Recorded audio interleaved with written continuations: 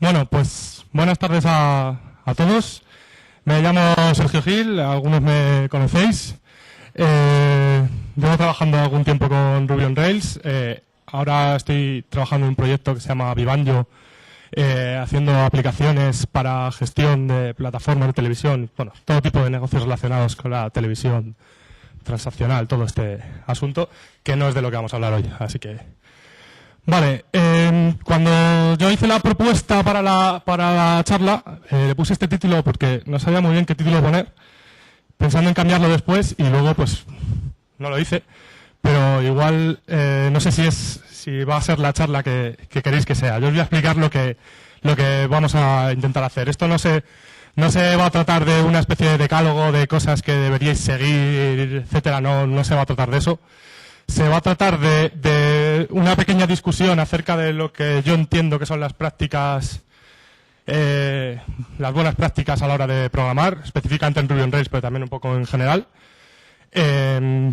Y para qué sirven y de dónde salen y bueno, algún ejemplo que también supongo que os interesará. Siguiendo lo que ha dicho Xavi esta mañana, esto lleva en mi opinión, enorme delante. Todo esto, yo voy a decir lo que yo opino de esto, que podrá ser compartido o no, y de eso va la historia, de que lo podamos discutir. De todas maneras, no me lo he inventado todo, así que para que lo podáis distinguir, he puesto un asterisco grande que saldrá por ahí cuando haya algo que se lo he copiado a alguien para no llevarme toda la culpa. Y que está al final en una lista de referencias. Vale, pues esta es la definición de best practice o buena práctica que viene en la Wikipedia, que no sé si se ve bien. Es una idea que asegura que hay una técnica, método o proceso que es más efectivo consiguiendo determinado objetivo que ninguna otra técnica, método o proceso. No sé a vosotros a qué os suena eso, pero a mí me suena a algo así, ¿no? Dios viene, nos da las tablas de la ley, nos dice no mataréis, haréis test, etcétera. Y eso, pues yo creo que no mola, vaya, no tiene ningún sentido. Yo lo veo un poco más así. Este es un cuadro de Rafael que se llama La Escuela de Atenas, que un poco representa esta historia antigua de Grecia, los filósofos y todo esto, aquí discutiendo. No sé quiénes son exactamente los personajes, Platón, Aristóteles, Sócrates, y ahí discutiendo entre ellos, pues, cómo es el mundo, pues yo lo veo así, pues yo lo veo así. Y esta es, yo creo que un poco la idea, ¿no? La idea es que la comunidad, entre todos, va sacando una serie de guías que son, por supuesto, discutibles. El elemento temporal es muy importante, o sea, una práctica puede sustituir a otra. Una práctica que funciona durante un tiempo, pues llega un momento que el debate en la propia comunidad dice, pues mira, ahora yo pienso que puede ser mejor así, y si es aceptado, pues es aceptado. La idea es que es una cosa un poco más entre todos, más debatible, más etcétera. Y de eso se trata. ¿Para qué sirven las buenas prácticas? Esta cita es de un libro que no tiene nada que ver con programación.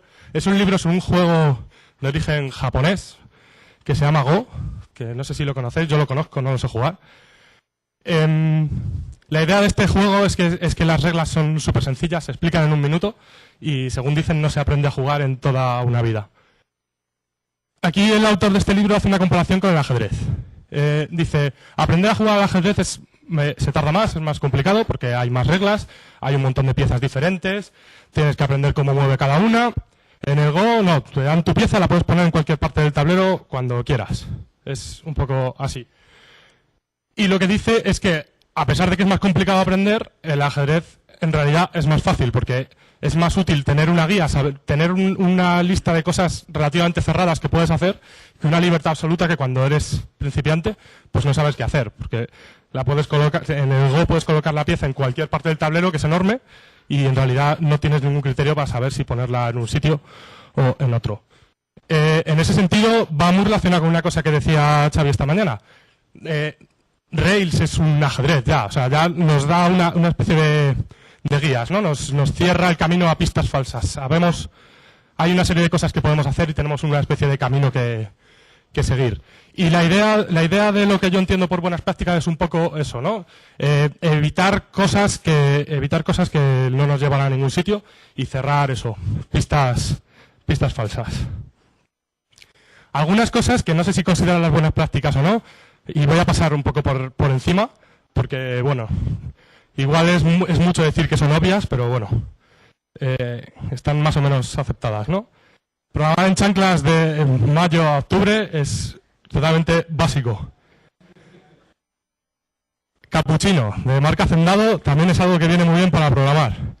Cuando ya va haciendo más calor, también el botellín es muy importante. La música de Iron Maiden, que es la mejor música que puede haber para programar, con ese sonido épico. Y por supuesto, los fines de semana, el carrusel deportivo. Sin eso, ni lo intentéis. Todo esto, que bueno, no refleja más que mis gustos personales, lo que quiero decir es que a la hora de programar es importante estar a gusto, estar cómodo, trabajar en proyectos que nos molen, de la forma que nos mole, tener una silla que sea cómoda, como puede ser esta, con las herramientas que más nos molen, el editor que más nos mole, y que nadie nos pueda decir, no, usa aquello, usa eso otro, o no sé. La idea es esa, que es importante a la hora de producir un código de calidad y algo bueno, estar a gusto con lo que estamos haciendo. Y al que no le guste el carrusel deportivo, no quiere a su madre. Otra cosa semi-obvia, o que se da por obvia, el testing. Voy a pasar muy por encima porque hay otras charlas sobre este tema y se lleva hablando un montón de años sobre esto. Así que yo solo lo voy a citar, no me cabe ya más grande. Solo lo voy a citar en relación con dos cosas que vamos a ver después. El buen código, un código bien estructurado, bien factorizado, con responsabilidades claras, etcétera, es muy fácil de testear. Está muy departamentado, es muy fácil de testear. Lo bueno de esa afirmación es que es bidireccional. Si un código es fácil de testear, es que es bueno, está bien estructurado, está bien factorizado, tiene responsabilidades claras. Podemos usar el testing como termómetro de la calidad de nuestro código. O sea, si estamos programando y haciendo test y hay algo que nos cuesta mucho testear, que es un poco engorroso, probablemente es que está mal diseñado. A lo mejor es un código, es una clase que tiene demasiadas responsabilidades, o la idea es que podemos usarlo un poco como termómetro, ¿no? Y antes de encontrarnos el problema más tarde, cuando vayamos a refactorizar y sea un coñazo, o cuando vayamos a depurarlo y no encontremos los errores, mucho antes nos vamos a dar cuenta ya de que estamos haciendo un código que no está bien estructurado gracias a los test. Y otra cosa sobre la que voy a hablar después, que es refactorización, también es muy importante el testing. Aquí pongo una afirmación que no sé si es demasiado fuerte, pero refactorizar sin test es un deporte de riesgo, y además un deporte de riesgo sin casco, como este imbécil que está ahí subido y se va a meter una leche. Aunque solo sea para esas dos cosas, creo que merece la pena hacer testing. Luego tiene, por supuesto, muchas otras ventajas que se citarán en otras charlas que van a hablar sobre el tema. Otra cosa también súper obvia, pero que no sé si... O sea, quería ponerlo explícito porque me parece súper básico. Usar el control de versiones. Nadie aceptaría programar en un editor que no tenga a deshacer. Pues no podemos programar sin control de versiones. Creo que esto es casi una afirmación categórica. Podemos usar lo que más nos guste. Hay mucha gente que le gusta mucho Git, hay mucha gente que dice que es muy complicado, que Subversion, CVS, lo que os da la gana, pero creo que es necesario usar control de versiones. Vale, esta es la primera práctica que ya a lo mejor no daba por tan obvia, ¿no? Infórmate, participa, interactúa. Esto está muy relacionado con lo que decía de dónde salen esas buenas prácticas, ¿no? De la comunidad, de interactuar, de discutir entre nosotros. Pues esto es. Hay 1000 formas de hacerlo. Una muy importante, leer. Documentación, blogs o listas de correo. Pues ahí es donde nos vamos a enterar del estado actual de estas buenas prácticas que decimos, ¿no? De dónde se produce esa discusión. Por supuesto, esto no tiene ningún sentido si no escribimos también, o por lo menos si alguien lo hace, ¿no? Si todos leemos y nadie escribe, esto no tiene sentido. Lo mismo, documentación, blogs, listas de correo. Más forma de interactuar, pues aquí estamos interactuando todos, estamos hablando todo el rato, tomando cafés, escuchando conferencias, dándolas, muy importante, se aprende un montón. No quiero que suene egoísta, pero creo que de esta charla quien más va a aprender soy yo, sin intentar dar envidia ni nada parecido. Os animo a que lo hagáis, si os dejan. Twitter, otra forma estupenda de interactuar, así en plan muy rápido con el trabajo de todos los días, ¿no? Estoy haciendo esto, no sé cómo hacerlo. Es una forma muy chula de interactuar. Me paso dos. Ir a quedadas, que también es algo muy importante, verse las caras con la gente, ¿no? Leer blogs y Twitter está muy bien, pero juntarse con la gente a tomar una cerveza, pues también está muy bien. En Madrid hay un grupo que queda regularmente, en Barcelona sé que también, no sé si hay alguno más por ahí, pero bueno, y si no lo hay, pues deberíais hacerlo. Y otra cosa de la que también sé que se va a hablar en otra charla, pero lo quería poner aquí, fuera de los beneficios de productividad y de tal, simplemente también como forma de interactuar, ¿no? Hacer el pair programming, si puedes. O sea, estar programando con otra persona es una forma ideal de intercambiar con esa persona tus trucos, tus opiniones. Oye, mira, yo esto lo hago así, yo esto lo hago... Hostia, pues yo creo que esto lo suelo hacer de esta manera, pero me gusta más como lo estás haciendo tú. Es una forma en la que interactúas y aprendes un montón, independientemente, aunque luego sea el código para tirarlo a la basura, ¿no? Fuera de los beneficios de productividad y todo eso, en este momento nos da igual. Para interactuar es algo que está muy bien. Y como no sé si veo alguna cara rara o tal, pues ya a partir de aquí sale código, que lo sepáis. No sé si voy muy deprisa o estoy aturullando, pero bueno, no he encontrado nada muy difícil hasta ahora. Vale. Como os digo, estos son algunos ejemplos de cosas que creo que se deben hacer, pero seguramente me voy a dejar un montón en el tintero que digáis, ¿pero cómo este tío no ha hablado de esto? Pues porque no da tiempo. Son algunas. Una cosa muy importante, conocer las herramientas. Mirad este ejemplo. Este ejemplo está, con alguna modificación, está cogido de código enviado a la lista de Rails. No sé si veis ese código, no sé si se ve bien. Sí, ¿no? ¿No se ve? Lo explico más o menos. Inicializa un array vacío y luego itera sobre otro array y el array original vacío lo va rellenando con la salida de un método del elemento iterado. No, joder. Es difícil explicarlo con palabras, se explica mucho mejor con código. Pues esto, quien lo ha escrito no conocía sus herramientas, no conocía el método map, que lo podía hacer mucho más sencillo. Incluso quien lo ha escrito así también desconocía otra cosa, que era esta cosita tan guay que nos da Rails para abreviarlo más todavía. Este es un ejemplo súper tonto que creo que la mayoría, o por lo menos hasta el paso anterior, lo conocemos, pero lo que quería era poner el ejemplo de que es bastante habitual que nos pongamos a implementar algo y sin darnos cuenta de que nuestras herramientas ya lo hacen y simplemente por ponernos directamente a escribir el código sin mirar la documentación y sin conocer la herramienta que estamos usando, pues nos metemos en un lío, perdemos tiempo, hacemos una implementación, lo normal es que será peor y más ineficiente que la que nos ofrecen nuestras herramientas, sea Rails, sea Ruby, sea nuestro editor, sea lo que sea.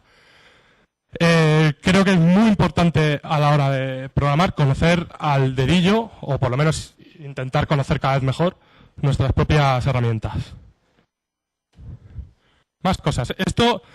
Por esto voy a pasar un poco por encima porque creo que es una de las cosas como más conocidas de este rollo, ¿no? El principio don't repeat yourself. Aunque luego, como veis, voy a hacer una puntualización.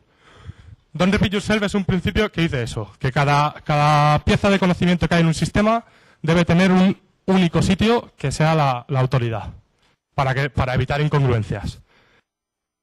Esto es súper conocido y es que creo que no necesito poner ningún ejemplo porque Rails entero está construido básicamente sobre este principio, ¿no? Pero sí quiero puntualizar algo bastante importante. Muchas veces relacionamos el principio dry y la pereza, ¿no? Que los programadores son muy vagos y mira cómo lo hago, que me repito menos y lo escribo menos. Es muy importante recordar que cuando hablamos de trabajar menos gracias al principio dry, no nos referimos a la hora, al tecleo menos cosas ahora. Nos referimos a trabajar menos cuando salga un bug y vamos a tardar menos en arreglarlo, por ejemplo. O nos referimos a un tema de mantenibilidad. Aquí pongo el ejemplo, ¿no? El dry es un medio, no un fin. Lo único importante es la legibilidad y la mantenibilidad. Ese es un balance que debemos mantener nosotros y que con nuestro propio criterio, ¿no? O sea, hay veces que ser un poquito más dry nos hace perder legibilidad y mantenibilidad. Pues en ese momento a lo mejor no es buena idea. No importa un poquitín de repetición si te sirve para ganar legibilidad y mantenibilidad. Luego, ¿dónde pone cada uno el límite? Es cosa de cada uno. Yo aquí pongo un ejemplo que a lo mejor alguno no está de acuerdo.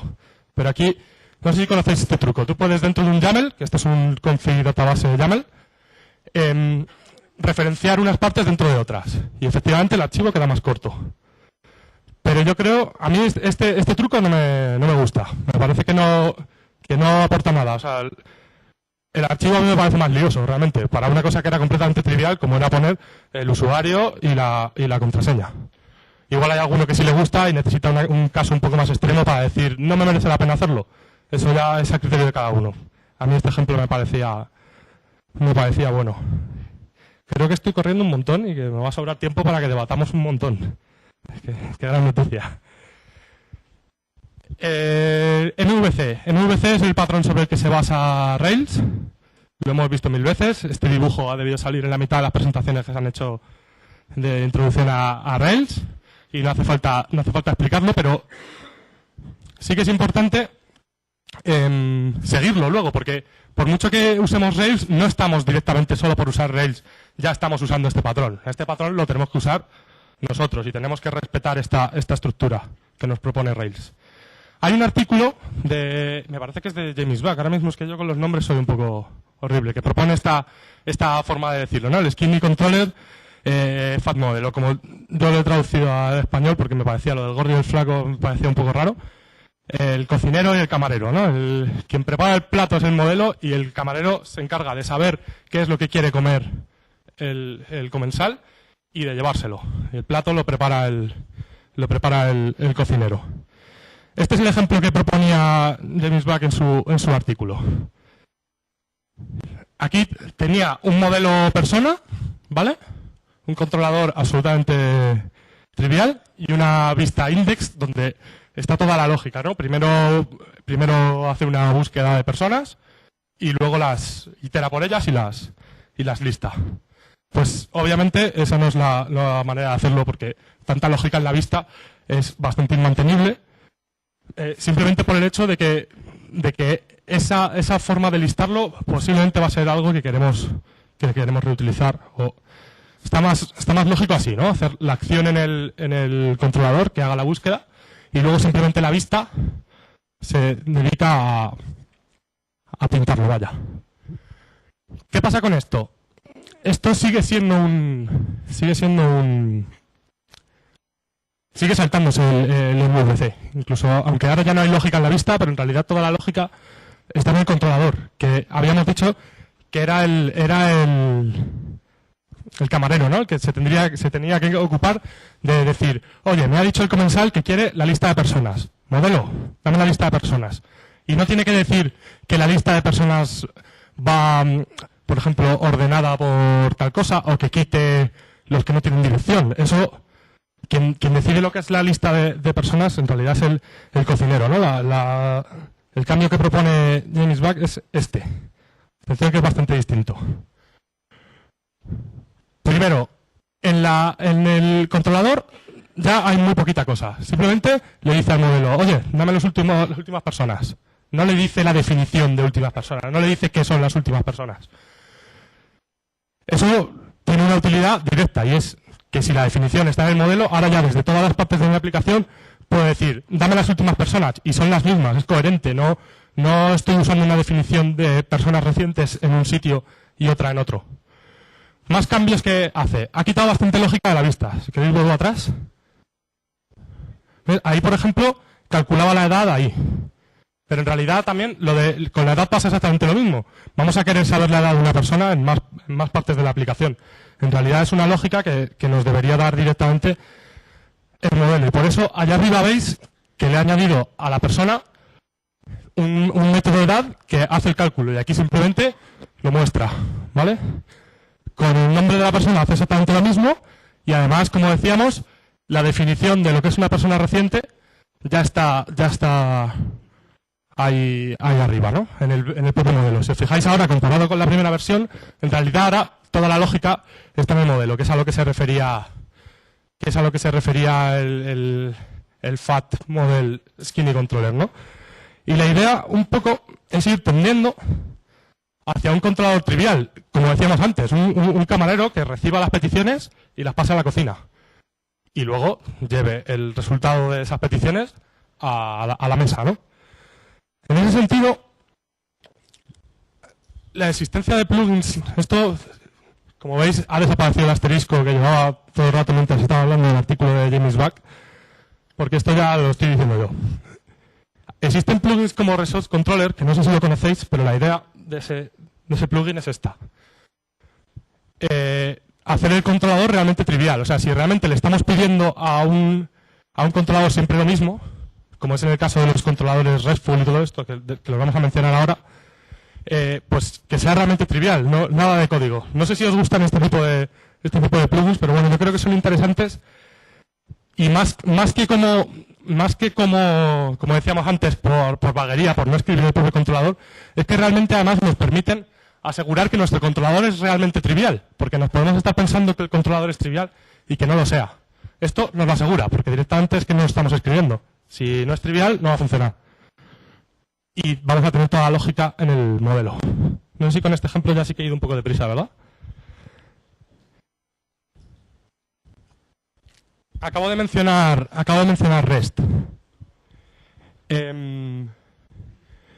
REST, aparte de tener todas las ventajas que ya se han dicho muchas veces y que no sé si se mencionarán en otras charlas de cara a construir APIs,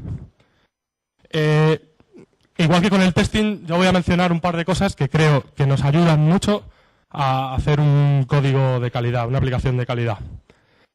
Y es que se trata, espero que luego me deis un fuerte aplauso por este juego de palabras, de una restricción muy liberadora. En el mismo sentido de antes, de las piezas de ajedrez y las del Go.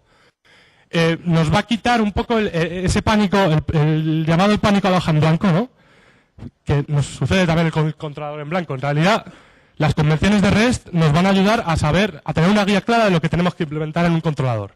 Tenemos que implementar un listado del recurso que maneja, mostrar uno de esos recursos, modificarlo y borrarlo.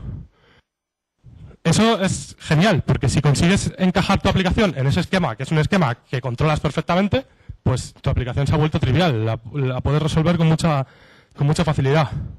En cambio, si no tienes ninguna guía, si lo puedes hacer de cualquier manera, pues eso, lo puedes hacer de cualquier manera y tienes que llevarte ya, como mínimo, el trabajo de pensarlo, ¿no?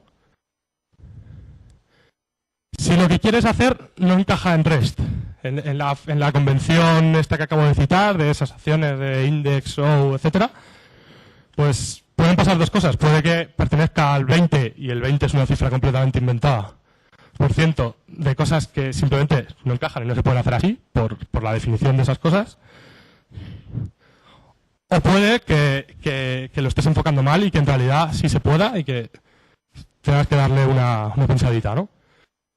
Creo que es un esfuerzo que merece la pena siempre intentar, ante cualquier problema que se nos plantee en nuestra aplicación que tengamos que resolver, intentar resolverlo de la manera RESTful, ¿no? Por la simple razón de que en el momento que lo hayamos encajado conceptualmente, el resto es pan comido, es algo que estamos haciendo todos los días. Listar, mostrar, borrar y actualizar. Lo sabemos hacer perfectamente, no tiene ningún problema para nosotros.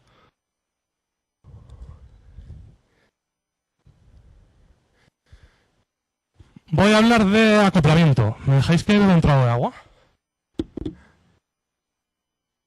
No sé si os estoy dejando sin aliento, pero yo sí. Voy muy deprisa porque siempre te queda la duda de si dará tiempo.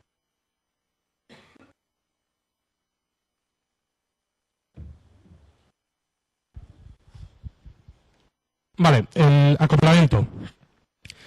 Supongo que sabéis lo que es, ¿no? Una definición un poco anda por casa es las interdependencias entre partes de una aplicación, ¿no? Siempre va a ser más fácil para nosotros desarrollar cuanto menos interdependencias haya entre partes de la aplicación, por el simple hecho de que si unas partes afectan a otros, cuando hay algún problema en alguna parte, algún cambio, por cambio de requisitos, por descubrimiento de un bug, por lo que sea, haces algún cambio, todas las partes que dependan de esa parte, pues se van a ver afectadas. Si minimizas eso, pues vas a tener una aplicación más mantenible. Eso es el acoplamiento, que es algo que hay que evitar. Y la ley de Demeter, que se puede resumir en la frase "nunca hables con extraños", magnífica película con Antonio Banderas y Rebeca de Mornay, especialmente Rebeca de Mornay. Se resume así, y dicho un poco más largo, es que un método de un objeto solo debe llamar a métodos del mismo objeto o a métodos de objetos directamente relacionados. El directamente relacionado lo pongo en cursiva porque muchas veces puede ser un concepto un poco difuso.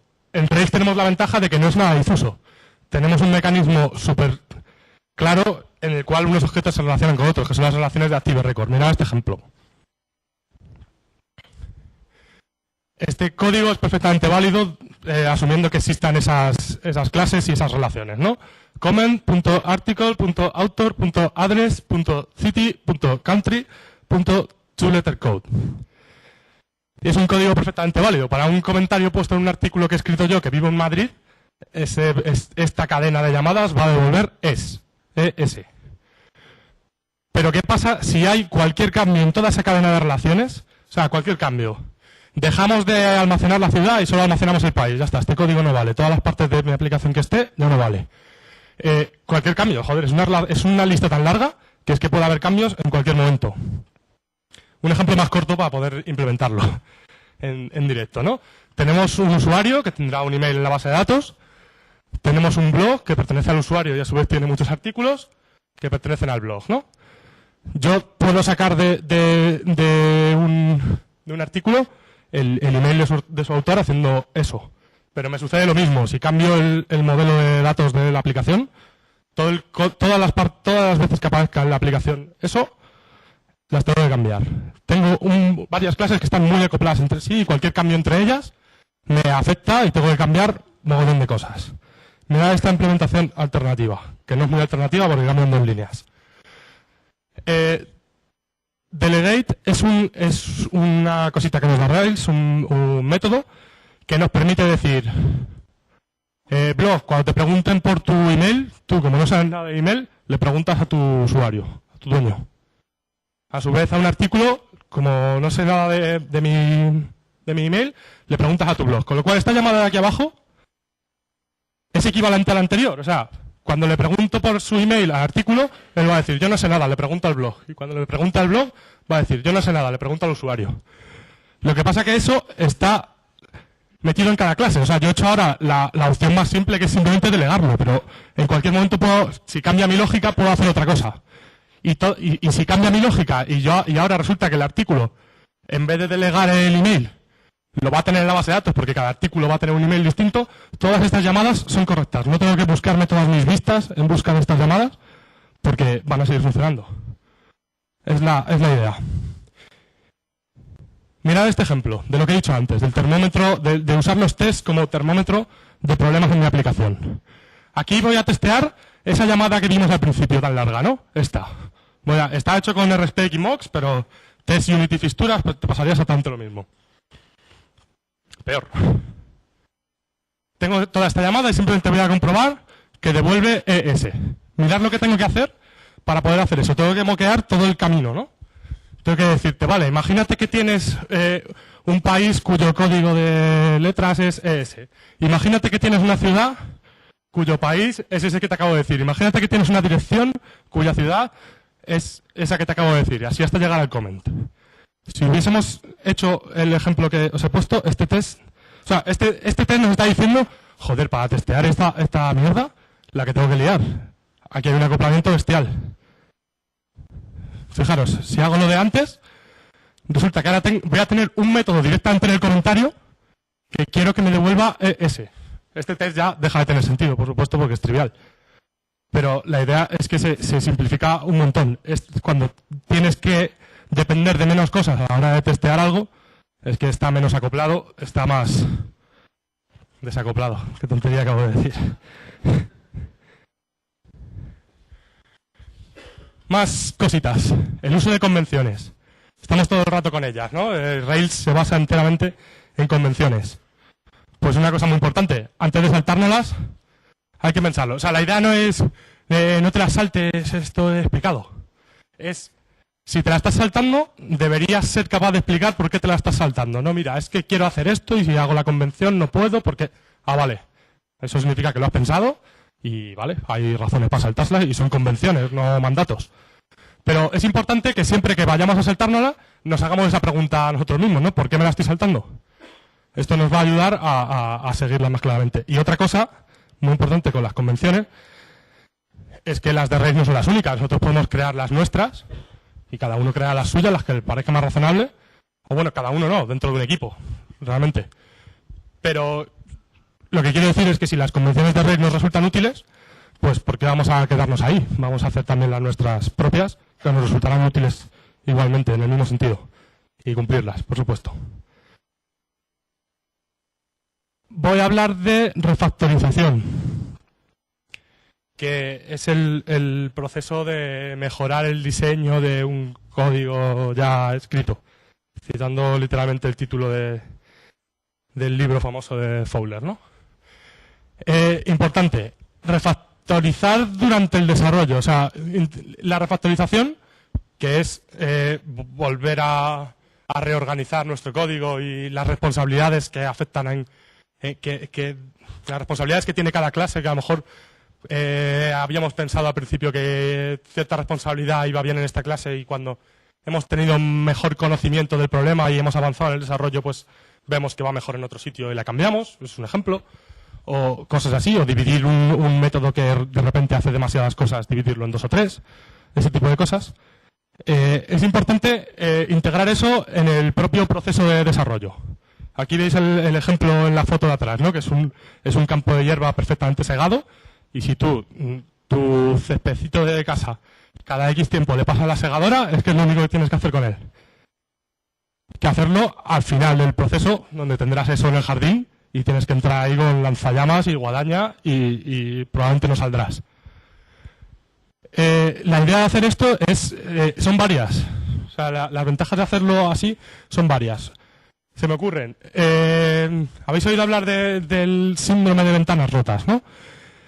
La idea de esto es que nadie quiere ser el primero en ensuciar o en romper algo. O sea, aquí no hay cosas en el suelo, no hay basura en el suelo, pues nadie tira basura en el suelo. Si esto estuviera lleno de mierda, estoy seguro de que cualquiera de nosotros, yo el primero, no se trata de una falta de educación, las tiraría también. Lo vemos en los bares de Madrid cada día, que son una guarrería por costumbre local, y tienen tal suelo lleno de mierda y todo el mundo tira cosas y a nadie le parece que esté mal. Si estuviera limpio, habría que ser un poco macarra para tirar cosas.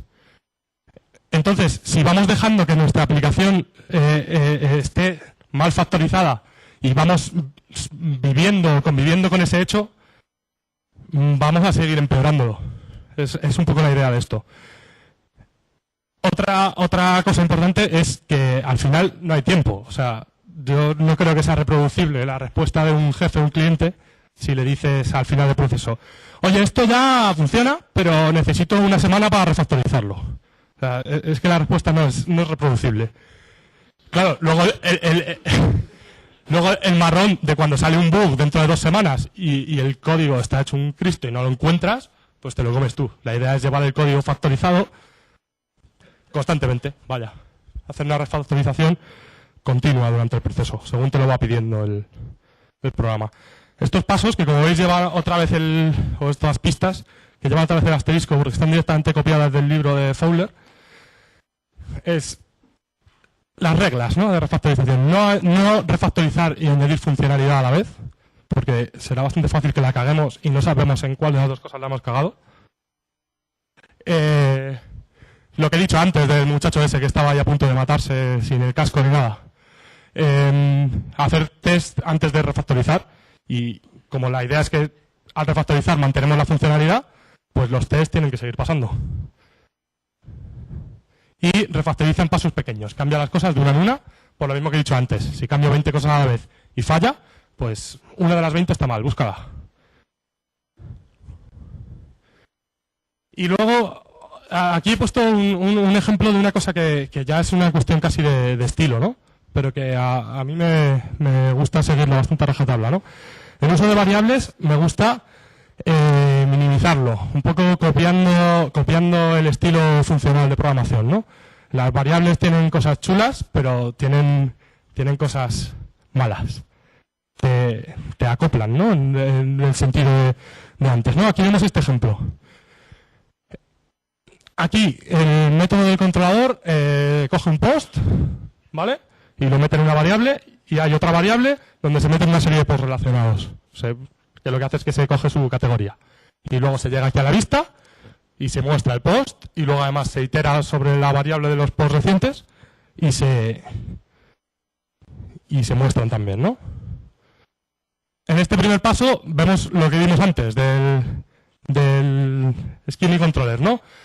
Ahora, en vez de hacer esa llamada, hacer esa búsqueda, delega directamente en un método del modelo y lo guarda en esa variable. Pero podemos ir más lejos. O sea, si ya tenemos eso llevado al modelo, esa variable podemos quitarla. O sea, nos sobra. Es que está de más. Produce además un acoplamiento entre la vista del controlador, que no viene a cuento porque es innecesaria, y simplemente aquí, en vez de iterar por la otra variable, pues directamente cojo el método del modelo. Eso ya es más una cuestión de estilo que puede ser bastante discutible. Os decía antes de convenciones. Pues mira, yo aquí tengo una convención que me he hecho un poco conmigo mismo, ¿no? Una variable de distancia por acción, que sea la distancia de un modelo y que se llame igual. Es muy importante esto. Siempre vemos en ejemplos de código por ahí que dice ¿de dónde salen los nombres de las variables? Es que parece que hay que ponerlos a posta para que no se llamen igual que el modelo que representan. O según la acción, a lo mejor lo que nos interesa es un array de instancias de un modelo y que se llame igual pero en plural. Si es que parece bastante obvio y bastante natural. Aquí viene una parte polémica. Podéis discutir. El idioma del código. Esto representa mi opinión sobre ello. La bandera y la espada llena de sangre. Si estábamos hablando todo el rato de querer intercambiar conocimientos, intercambiar código, pues creo que es interesante atenernos a la lengua franca, ¿no?, de Internet y de la tecnología, que es el inglés, nos guste o no. Y otra causa muy importante. Creo que esto es lo más importante. En Rails, toda la gente que está detrás de Rails ha hecho un esfuerzo muy grande, que lo ha mencionado antes Xavi, para acercar todo esto al lenguaje humano y que nada nos chirríe. Has many comments, has many no sé qué, belongs to... Pero si luego eso lo escribimos en Spanglish, pues es que nos estamos cargando ese esfuerzo que está haciendo toda esa gente. Creo que es que nos compensa hacer un pequeño esfuerzo y escribirlo en inglés. Este ejemplo está cogido de la lista de Rails, que a mí me hizo mucha gracia porque es una palabra que me suena al Quijote casi. Espero que su autor no esté en la sala, porque me gustó mucho. Es algo que toda la belleza de usar métodos tan parecidos al lenguaje humano se pierde porque es un poco incomprensible, ¿no? Vale, creo que estoy en tiempo. Recomendar un par de libros que no son exactamente sobre estos temas, por eso se me tira así un poco. En realidad, buscar un libro que te hable de estos temas es difícil porque, como hemos visto todos, se trata de elaboraciones colectivas y muchas veces propias, ¿no? O sea, creo que es más interesante recomendaros algún libro sobre los principios en los que se inspira todo esto y luego que cada uno saque las prácticas que le dé la gana. A mí me gusta mucho este libro, que se llama Pragmatic Programmer, y que en realidad, si sacas todos los principios que te viene ahí, luego todo el resto de lo que he contado es prácticamente obvio. Y me gusta mucho también este, que va un poco de lo mismo, pero un poco menos orientado al código y más a cosas como la actitud, el manejo del equipo, yo qué sé, muchas cosas muy interesantes. Creo que todos seríamos mejores programadores si no solo si los leyéramos, porque algunos los hemos leído, sino si encima les hiciéramos caso. Y después de este maratón os dejo a vosotras, que estoy sin voz. ¿Alguna pregunta?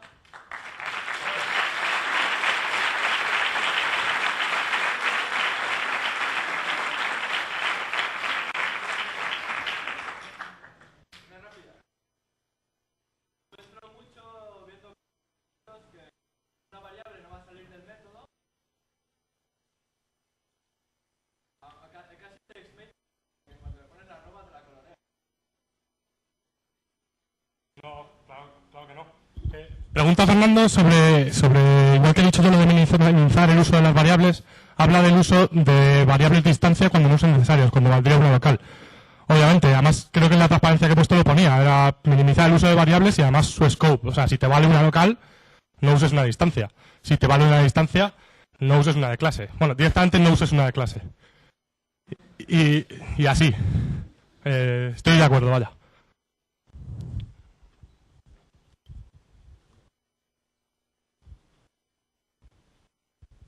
En la parte que está, porque la del código me vas a disculpar, pero me la he saltado. En la del principio has dicho, programa como quieras, en las herramientas que quieras, cuando quieras. Eso cuando estás solo, guay. Hablo de un equipo. O sea, que, cuando hay 20... Claro, hablo de un equipo, por supuesto. Entonces se tienen que poner de acuerdo. Sí. Bueno, lo puede decidir uno y pegarle una paliza a todos los demás. Pero creo que mola más ponerse de acuerdo. Sí, o sea, hablo del equipo, por supuesto. Igual que cuando he dicho hacer proyectos que molen. No van a estar dos de un equipo haciendo cada uno un proyecto. Nosotros no nos ponemos de acuerdo ni en el sistema operativo. Los hay de Mac, de Windows, de Ubuntu. Pero a la hora de desarrollar el sistema operativo es... O sea, quiere decir que tiene el sistema operativo. Luego hay ¿cómo se llama? NetBeans, hay Eclipse, hay TextMate, hay V. También el editor creo que no importa porque cada uno es el suyo. Las cosas que no importan, no importa que cada uno es el suyo. Y las cosas que sí importan, si no te puedes poner de acuerdo, tienes un problema en el equipo. Pero, por ejemplo, para pair programming... Pues es una buena pregunta, pero creo que da igual, ¿no? Sí.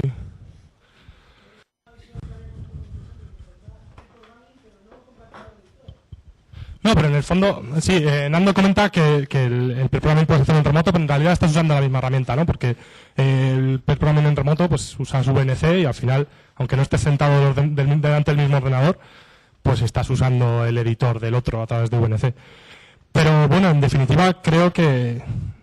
Bueno, es que no sé ni qué responderte, la verdad, porque creo que...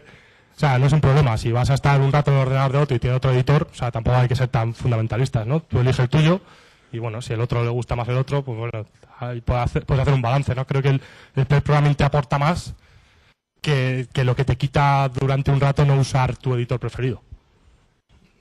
Es la respuesta más que puedo dar. Yo quería hacer una pregunta. Yo programo las páginas vistas con Markavai, porque me gusta más que con ERB. Me preguntaba si es porque me parece que está menos soportado. Entonces, ¿qué te parece a ti como opción? Si debería tirar por donde lo que parece que es más común o lo que más me gusta a mí. Creo que es un buen ejemplo de lo que dice Agustín. Aquí sí que lo hemos clavado. Aquí, si no estamos de acuerdo en el equipo, estamos jodidos. Luego, pues creo que hay muchas opiniones. A mí no me gustan mucho esas historias, pero hay gente que sí le gustan. Es que creo que no hay una respuesta mejor que veas lo que te aporta, lo que te quita y hagas el balance. Es que ese tipo de preguntas es difícil contestarlas realmente. A mí personalmente no me gustan mucho por eso, porque se sabe del estándar, es difícil colaborar. Pero hay gente que sí le gustan y cree, no, mira, si realmente quieres colaborar conmigo, hacer el esfuerzo de aprender esto no es tan grande. Y bueno, a lo mejor es verdad. Yo decía un poco más a nivel personal, si tú crees que me arriesgo a desarrollar una cosa que luego a lo mejor la próxima versión de Rails no la soporte o tal, si tú tienes experiencia con eso, porque a mí me parece a mí que el Rails Edge ya se carga el soporte para Markavai, entonces... Me lo he planteado recientemente. No sé si tenías una opinión sobre eso en concreto, ¿no? Que utilizar cosas que pueden quedar obsoletas. Pues no sé si alguien quiere hablar del asunto porque lo use. Yo es que nunca he usado cosas de esas porque no me gustan y quizá la razón es esa, que es salirse del estándar. Pero bueno, supongo que alguien puede aportar otra visión. Si... Creo que no es tan grave, ¿no? O sea, si tú crees que realmente te aporta cosas más allá de que puedas necesitar hacer alguna ñapa para poderlo adaptar a la próxima versión de Rails, pues ¿cuánta gente usa Markavai o cualquier cosa del estilo, ¿no? Hamel o Liquid o por arriba he visto alguna mano, por allí. Hay unos cuantos, en total. No sé, a lo mejor he visto 15 manos o 20. No sé si alguno quiere contestar.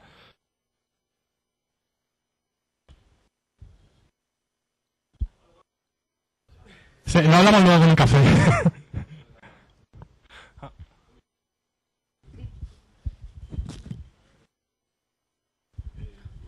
Nosotros usamos puramente Haml en HashRocket porque nos parece que es más parecido al CSS.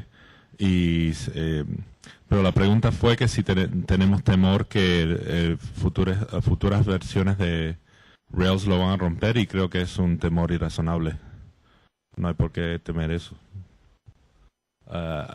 Habría muchas más otras razones válidas para no usarlo que no son esas. Por ejemplo, que los diseñadores no lo entienden, etcétera, etcétera.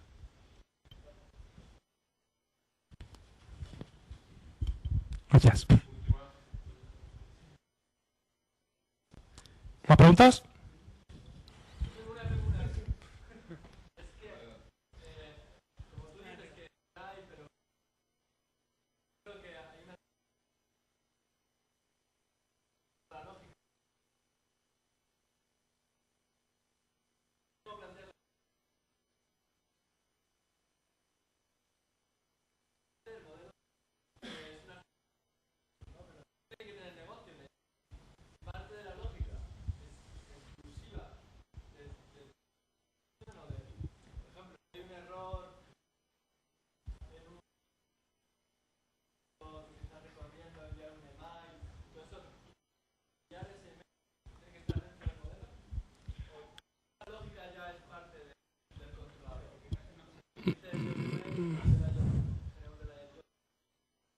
Hombre, yo creo que el caso concreto que dices, pues no sé si lo haría en el controlador, pero en cualquier caso no estoy de acuerdo con una de las cosas que has dicho, y es que el modelo sea exclusivamente el paso a capa de objetos de la base de datos. O sea, realmente, de hecho, creo que cabe un modelo que no se guarda en base de datos porque la aplicación no lo pide.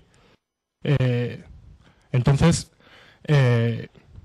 a la respuesta a tu pregunta, en ese caso concreto, no sé cómo lo haría. Por el manejo de errores se suele hacer en realidad a medias, ¿no? El modelo dice cuál ha sido el error. Es, oye, no me has dado este campo que lo necesitaba. Y luego es el controlador el que se encarga de decírselo al usuario. Igual que el camarero, si el cocinero le dice, oye, no queda merluza que ha pedido ese señor, pues es el camarero el que se lo dice al comensal, ¿no? En ese caso concreto creo que se hace a medias, pero vamos, la idea es que sí que puede haber lógica en el modelo, porque creo que de hecho debe haberla. Bueno, de interacción con el usuario, realmente eso es responsabilidad del controlador, creo. Yo tenía una pregunta respecto a lo del Spanglish. Mi punto de vista es un poco diferente al tuyo, porque yo considero una de las métricas de calidad de las aplicaciones que yo hago es que indexen bien en Google. Entonces, para eso tengo que tener rutas REST con nombres en español, y para eso tengo que tener modelos con nombres en español. Entonces, ya en el momento en que el modelo está en español, ya me tengo que ir a Hassman y Legajos. No lo escribí yo, pero vamos. Yo sí que soy más partidario de meter los modelos en español por el tema de que se pueden luego meter rutas que indexen bien sin necesidad de entrar a cambiar cosas del modelo REST. Hombre, yo creo, para empezar, creo que se puede hacer rutas en español sin tener los modelos en español. Por otra parte, creo que las rutas forman parte de la interfaz. O sea, yo no he dicho nada acerca de cómo debemos tener la interfaz. Por supuesto, si nuestra aplicación es para usuarios españoles, pues el interfaz está en español. Y las rutas, pues también forman parte de la interfaz. Que a lo mejor es un pequeño esfuerzo respecto a si lo hicieras todo en inglés, hacer las rutas en español teniendo el modelo en inglés, pues es posible, pero yo creo que compensa, vaya, que es un pequeño esfuerzo localizado dentro de tu archivo de rutas, es pasar una serie de parámetros a los métodos de generación de rutas, y creo que es posible, vaya. Es romper convenciones, el que la ruta se llame diferente del modelo. Hay que tener una buena razón para romper las convenciones. Pero la razón que tú tienes es perfecta. No, solamente quería, aunque me meto aquí en mitad de esta mañana, en la conferencia que nosotros hemos dado, teníamos un problema exactamente así, pero por posicionamiento y por usabilidad, ¿no? Pues queríamos tenemos un foro pues que sea foro diseño o forum design. Entonces, hay un plugin libre que lo ha desarrollado Raúl Murciano, que se llama Translate Routes, que además lo hemos liberado, está en GitHub y que te simplifica, o sea, hace exactamente eso. Entonces, nada, échale un ojo y si podía aportar. Bueno, ya tenía otro apunte también y es, Sergio, ¿de verdad te parece responsable recomendar a Manolo Lama, tío? Por supuesto.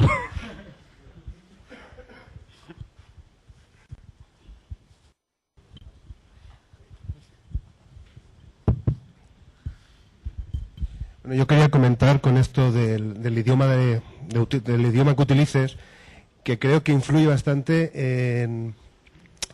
Bueno, a ver si me explico. En un libro de Eric Evans, de Domain Driven Design, uno de los capítulos donde más hincapié hacen es en que utilices el mismo lenguaje que va a utilizar tus clientes para definir bien el dominio de tu aplicación. Entonces esto es una barrera más, el tener...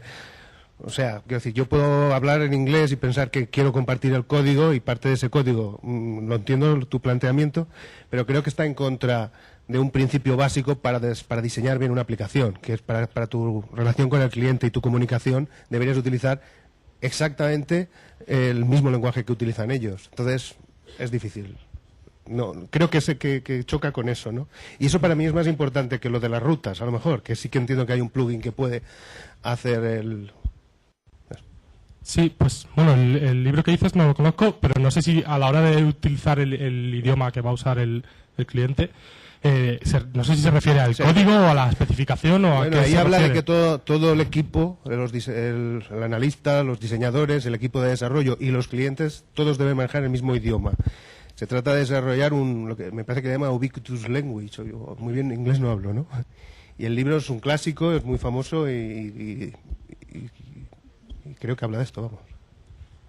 Es otra opinión respetable, ¿no? Yo lo que creo es que realmente, o sea, si realmente quieres programar en español, no puedes. O sea, lo más que puedes hacer es programar en Spanglish. Es lo más que puedes hacer, no puedes programar en español. Lo que me refiero al modelo, a los objetos, al dominio de mis objetos de negocio, intento que sean que estén lo más relacionados con el problema, ¿no? Y luego sí que puedo, métodos a lo mejor los podría hacer en inglés, ¿no? De hecho los hago, pero separando. Iba a decir simplemente que es otra opinión interesante que no sabría responder una opción correcta, ¿no? Vale.